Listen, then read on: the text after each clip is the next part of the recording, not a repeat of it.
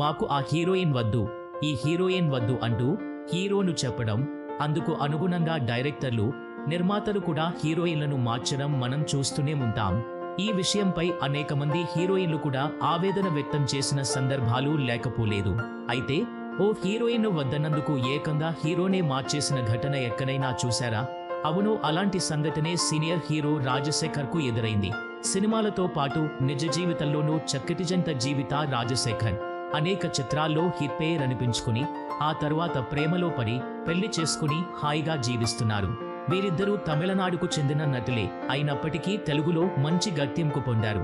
తెలుగులో వీరిద్దరూ నటించిన సినిమాలు సూపర్ హిట్లుగా నిలిచాయి.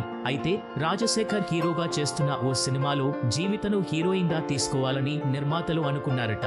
కానీ దీనికి రాజశేఖర్ అంగీకరించలేదు.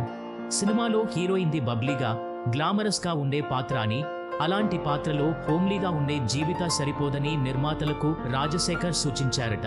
దానికి దర్శక, నిర్మాతలు కూడా సరేనని చెప్పి రాజశేఖర్ను పంపించేశారట.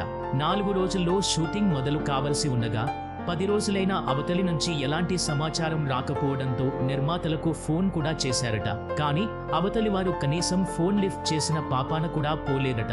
చివరకు సినిమాలో తననే మార్చేశారని, హీరోగా వేరే వారిని తీసుకున్నారని తెలిసి రాజశేఖర్ షాక్తున్నారట. అయితే ఆ తరువాత జీవిక, రాజశేఖర్ ఇద్దరూ తెలుగు చిత్రసీమలోకి అడుగుపెట్టడం, ఇక్కడ మంచి గుర్తింపు తెచ్చుకోవడం, ఆ తర్వాత ప్రేమలో పడి పెళ్లి చేసుకోవడం జరిగిపోయింది.